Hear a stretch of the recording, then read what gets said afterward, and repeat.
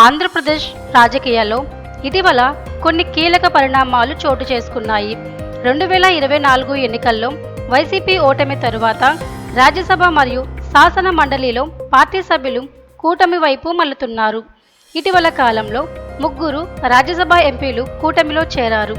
వీరిలో మోపిదేవి వెంకటరమణ మరియు బీదా మస్తాన్ రావు ముఖ్యులు. తాజాగా పార్లమెంట్లో వాక్ బిల్లుపై ఆసక్తికరమైన పరిణామాలు చోటు చేసుకున్నాయి. వైసీపీ ఈ బిల్లుకు వ్యతిరేకంగా ఓటు వేసింది. లోక్సభలో వైసీపీకి చెందిన 4 సభ్యులు వ్యతిరేకంగా ఓటు వేశారు. రాజ్యసభలో వైసీపీ ఎంపీ ఒకరు క్రాస్ ఓటింగ్కు పాల్పడ్డారని ప్రచారము జరుగుతుంది. ఈ నేపథ్యంలో బీజేపీ నేతలు ఆ ఎంపీపై ఒత్తిడి చేసి క్రాస్ ఓటింగ్ చేయించారని భావిస్తున్నారు. వైసీపీ నేతలు ఈ అంశంపై అంతర్గత చర్చలు జరుపుతున్నారు. ఇదే సమయంలో టీడీపీ నేతలు వైసీపీ రాజ్యసభలో అనుకూలంగా ఓటింగ్ చేసిందని ఆరోపిస్తున్నారు. ఈ నేపథ్యంలో వైసీపీ విప్ ధిక్కరించినట్లు నిర్ధారణ అయితే పార్టీ చర్యలు తీసుకుంటుందని చర్చ జరుగుతుంది.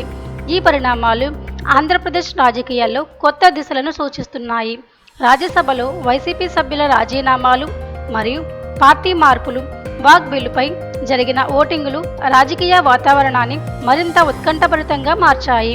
ఈ పరిణామాలపై మరింత వివరాలు తెలియవలసి ఉంది.